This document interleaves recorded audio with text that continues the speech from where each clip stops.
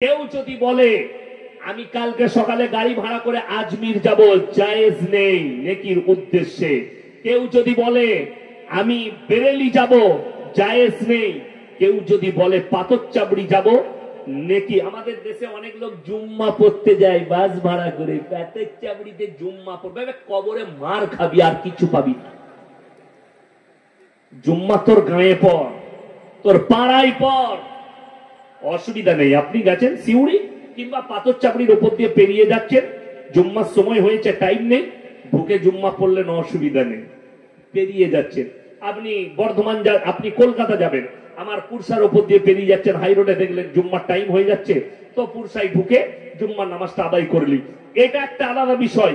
আর বাড়ি থেকে নিয়ত করে বেরানো, আমি কালকে পাথরচাবড়ি যাব নেকির উদ্দেশ্যে, আমি কালকে কুষ্টিগিরি যাব নেকির উদ্দেশ্যে, শরীয়ত সম্মত জায়েজ নেই। ইসলাম এটাকে মান্যতা দেয় না, এগুলো নেকির জায়গা নয়। কবর জিয়ারত করা সুন্নত, বাপের করুন মায়ের করুন, পেরিয়ে যাচ্ছেন আল্লাহওয়ালার কবরের পাশ দিয়ে, আপনি করেলেন, অসুবিধা নেই। আপনি পেরিয়ে যাচ্ছেন, আল্লাহওয়ালার কবর আছে, আপনি জিয়ারত করে নেন, কবরস্থান আছে, জিয়ারত করে নেন, অসুবিধা নেই। কিন্তু নেকির উদ্দেশ্যে সেখানে সফর করা বড় কষ্টের বিষয়। আল্লাহর কাছে যতগুলো পাপ আছে, নিকৃষ্ট পাপ হচ্ছে শিরকের পাপ। সেটা যেই হোক, মাটির মূর্তি তৈরি করে হোক, ঘোড়া তৈরি করে হোক, গাছতলায় হোক, কবরের সামনে হোক, আর গাছের সামনে হোক, আর মূর্তির সামনে হোক, ইসলামী শরীয়তে জায়েজ নেই। আল্লাহ তাআলা কোরআনে বলেছেন, ইন্না শিরকা লাযুলমুন আযীম। কেউ যদি শিরকের পাপ করে, জেনে শুনে কেউ যদি শিরক করে, ইচ্ছাকৃতভাবে কেউ যদি শিরক করে, আমি আল্লাহ ইচ্ছা করলে সব গুনাহ ক্ষমা করে দিতে পারি। কিন্তু জেনে বুঝে কেউ যদি জিদ করে শিরক করে, সেই গুনাহ আমি আল্লাহ ক্ষমা করব না। সেই গুনাহ, সেই পাপ আমার আল্লাহ ক্ষমা করবেন না। এটা কোরআন। আমার বন্ধুগণ, আমার ভাই, অবাক লাগে, দুঃখ লাগে, আমাদের বেদনা। মক্কা থেকে মদিনা 470 কিলোমিটার রাস্তা, আমার বাড়ি থেকে এখানে কত হবে? 20, 40, খুব জোর হলে 50 হবে। বিসমিল্লাহ, খুব জোর 50,000-এর বেশি মাজার আছে। আর মক্কা থেকে মদিনা 470 কিলোমিটার রাস্তা, একটাও মাজার নেই। অথচ জানেন মক্কায় কে শুয়ে আছেন? মক্কার আশেপাশে যে হাজিরা হজ করতে যায় তাদেরকে জিজ্ঞেস করবেন, উহুদের প্রান্তরে লোহার ব্যারিকেড দিয়ে ঘেরা আছে 70 জন সাহাবীর কবর, যুদ্ধের ময়দানে শহীদ হয়েছে। সেখানে এমন একজন সাহাবী শুয়ে আছেন, তিনি হচ্ছেন নবীজি সাল্লাল্লাহু আলাইহি সাল্লামের চাচা যান, হযরতে আমির হামজা রাদিয়াল্লাহু তাআলা, যার বুকটা চিড়ে যুদ্ধের ময়দানে কলিজা ফট্টা বার করে চিবিয়ে খেয়েছিল, তার নাম হিন্দা। আল্লাহ হিন্দাকেও ঈমান দান করেছিলেন, বলুন সুবহানাল্লাহ। যে কলিজা ফট্টা চিবিয়ে খেয়েছে, তার মাজার নেই।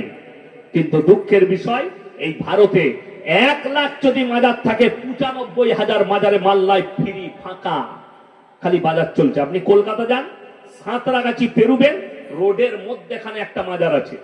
আর বর্ধমান, বীরভূমের ডাম্পার চালায় মুসলমানদের ছেলেরা, আর আমাদের বর্ধমানে বালির গাড়ি, আর এরা পাথরের গাড়ি। কলকাতা ঢুকছে, ওরে বাপরে, হুজুর শুয়ে আছে, মাল তো মদ খেয়ে আছে, গাড়ি চালাচ্ছে, কি ব্যাপার? জান্নাতে যাবে, গাঁজা খেয়ে জান্নাতে যাবে। কোথায়? চাদরে পয়সা দিয়েছে জান্নাত, মাজারে পয়সা ছুড়ে দিয়েছে জান্নাত। কত বড় দুঃখের বিষয়, বেদনার বিষয়। আপনারা যারা পাথরচাবড়িতে যান তারা জানেন। আমি একটা জলসায় বলেছি, আজকে আবার বলে যাচ্ছি, গোটা পশ্চিম বাংলায় কারো যদি বিটি পালিয়ে যায়, বউ পালিয়ে যায়, লোকের সাথে কোথাও খুঁজে না পেলে পাথরচাবড়িতে পাবে। আমি বাস্তব বলছি। কেন? আমি কয়েকটা আমাদের গলসি থানা বলে অমুকের বউকে নিয়ে পালিয়ে গেছে, কোথায় খুঁজে পেলে? বলে পাথরচাবড়িতে ঘর ভাড়া নিয়েছিল। বাস্তব বলছি। তাহলে যেখানে আল্লাহর ওলি শুয়ে আছে, সেখানে এই ধরনের পাপের কাজ। গাঁজার আসর বসে, মদের আসর বসে, লোটো, জুয়া, আলকাপ, সব কিছু পাপের কাজটা ওখানে হয়। কবরস্থান পবিত্র জায়গা না অপবিত্র? কথা বলে না, পবিত্র জায়গা। আচ্ছা বলুন, ওই পাথর চাবড়িতে মুসলিম অমুসলিম সবাই ঢুকে না? ঢুকে না? ঢুকে তো। আচ্ছা, একটা অমুসলিম ভাই জানে পবিত্র কি? কথা বলে না? জানে ফরজ গোসল কাকে বলে, পবিত্রতা কাকে বলে? না পাক অবস্থায় প্রবেশ করে, অপবিত্র অবস্থায়। অথচ সকল মুসলমান জানে কবরস্থান পবিত্র জায়গা, সেখানে উজু করে যাও, পবিত্র অবস্থায় যাও। সেখানে বাপ দাদর কবর থাক আর না থাক, কবরে ঢোকার সময় সালাম দিতে হবে, আসসালামু আলাইকুম ইয়া আহলাল কুবুর। দেন না? দেন না? ঢুকে দেন। আচ্ছা আচ্ছা, মাজারে যিনি শুয়ে আছেন ওটা কবরস্থান না কবরস্থান নয়? কবরস্থান। আচ্ছা, একটা অমুসলিম ঢুকলে সালাম দেয়, পবিত্রতা জানে? জানে না। অথচ সে প্রবেশ করে কিছু পাবার আশায়। কেন? সে জানে আমারটা মাটির তৈরি, এই মালটা সুয়া। দুটোই একই, দুটোর মধ্যে কোনো পার্থক্য নেই আমার ভাই। আর সব থেকে বেশি এটাই জড়িয়েছে আমাদের মা বোনেরা।